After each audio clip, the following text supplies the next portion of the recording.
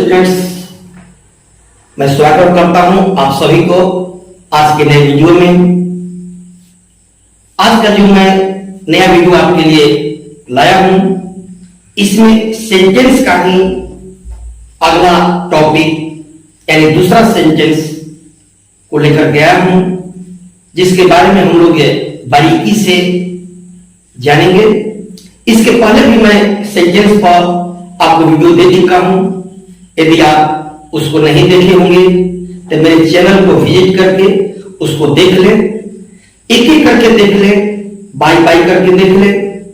यह कहता है मत देखिए, क्योंकि यदि सिलसिलेवार ढंग से आप नहीं देखेंगे तो आपको तरह तरह के कंफ्यूजन पैदा होंगे।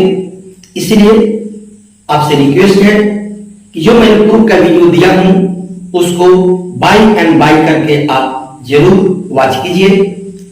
तो आज की इस वीडियो में हम लोग शुरू करते हैं, और इस वीडियो में जो मैं आपके लिए टॉपिक लेकर आया हूं उस टॉपिक का नाम है ऑब्जेक्टिव सेंटेंस। मेरे विद्यार्थियों, ऑब्जेक्टिव सेंटेंस के बारे में आप पहले भी पढ़े होंगे, फिर भी मैं आज की इस वीडियो में आपको बताने जा रहा हूं।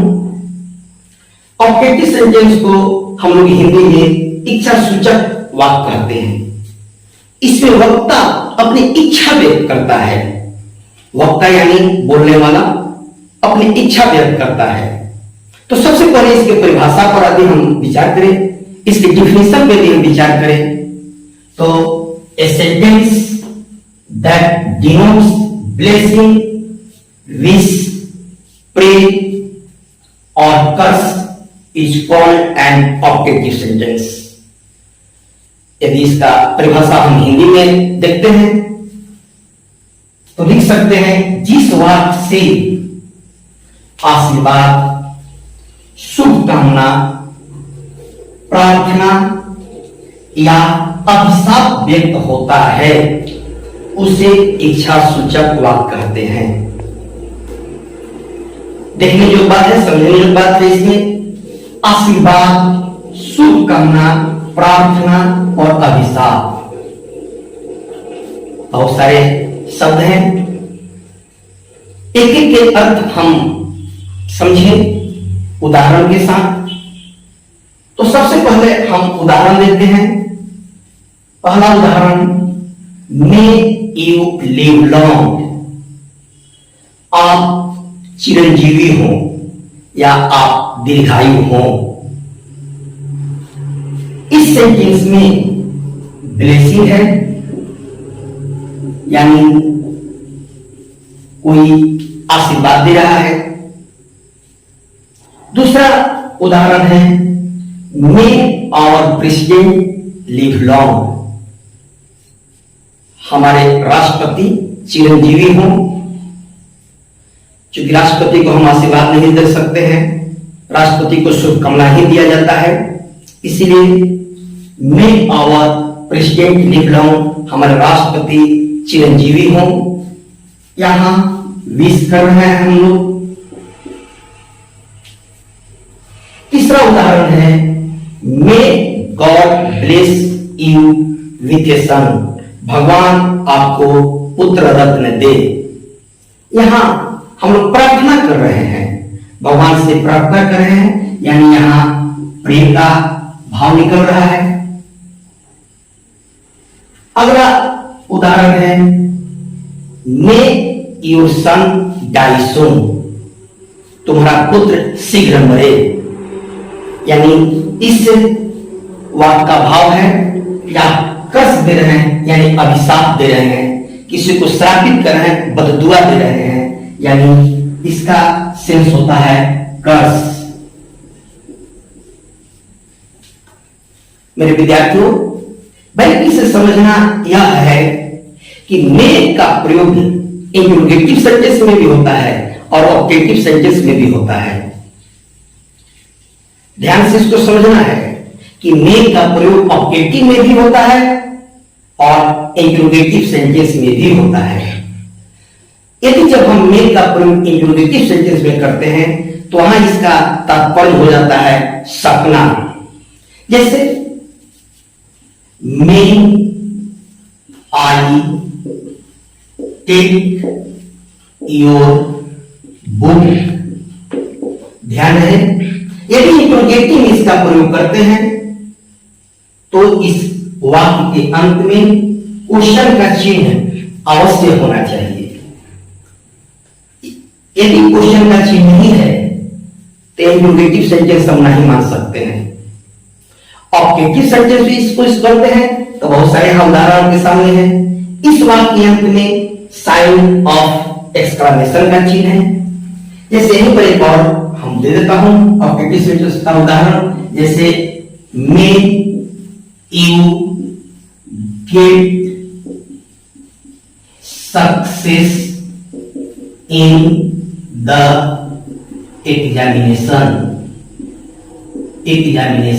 इसके अंत में देखिए हम साइन ऑफ एक्सक्लेमेशन का चिन्ह दे रहे हैं। तो जब भी विद्यार्थियों यदि ये दोनों वाक्य आपके सामने आए, परीक्षा में जब आए, तो बारीकी से इसके शुरू से अंत तक पढ़िए और देखिए कि अंत में प्रश्न सूचक का चिन्ह है या साइन ऑफ एक्सक्लेमेशन का चिन्ह है। यदि में से शुरू है और प्रश्न सूचक चिन्ह है तो वह इंट्रोगेटिव सेंटेंस हो जाएगा, और यदि में से शुरू है और साइन ऑफ एक्सक्लेमेशन का चिन्ह है तो वह ऑब्जेक्टिव सेंटेंस होगा।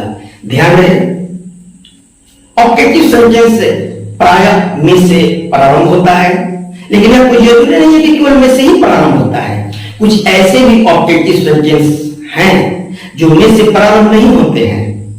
जैसे हम उदाहरण देते हैं, जैसे God save the king. Sign of exclamation का चिन्ह जरूर रहेगा, लेकिन इसके पहले में नहीं है, अर्थात में का सेंस है, में इसके पहले छुपा हुआ है लेकिन वो आपको दिख नहीं रहा है। तो यह नहीं समझ लेना है कि यह ऑब्जेक्टिव में नहीं है। जैसे एक दूसरा उदाहरण देता हूं, लॉन्ग लिव आवर फ्रेंडशिप।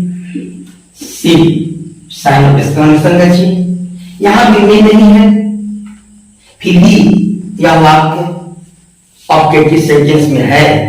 तो कहने का मतलब यह है कि ऑब्जेक्टिव सेंटेंस में से भी शुरू होता है, ऑब्जेक्टिव सेंटेंस में से शुरू नहीं भी होगा, लेकिन वाक्य के अंत में साइन ऑफ एक्सक्लेमेशन, यानी इसीलिए मैं यहां लिख दिया हूं कि ऑब्जेक्टिव सेंटेंस के अंत में मार्क ऑफ एक्सक्लेमेशन यानी साइन ऑफ एक्सक्लेमेशन का चिन्ह अवश्य दें, अवश्य रहना चाहिए।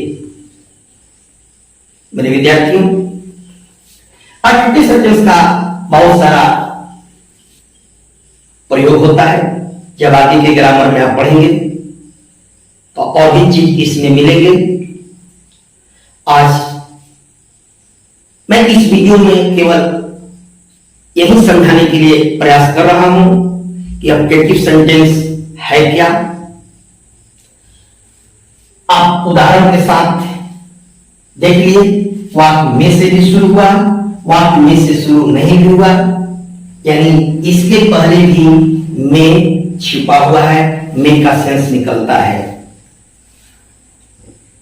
मेरे विद्यार्थियों, यदि आप हमारे चैनल को सब्सक्राइब नहीं किए हों तो आप सब्सक्राइब कर लीजिए, क्योंकि आगे आने वाले समय में मैं 12वीं क्लास के लिए टेक्स्ट बुक को भी पढ़ाने जा रहा हूं यूट्यूब पर। उसके ऑब्जेक्टिव क्वेश्चन भी देने जा रहा हूं, उसके एक्सप्लेनेशन के बारे में भी मैं बताऊंगा। तो मेरे विद्यार्थियों, आप हमारे चैनल को सब्सक्राइब कर लीजिए और वीडियो को बारीकी से शुरू से अंत तक देखिए, लाइक कीजिए और शेयर भी कीजिए, कमेंट जरूर दीजिए। इससे मुझे संतुष्टि मिलती है कि आप मेरे चैनल को, मेरी पढ़ाई को आप पसंद कर रहे हैं। धन्यवाद।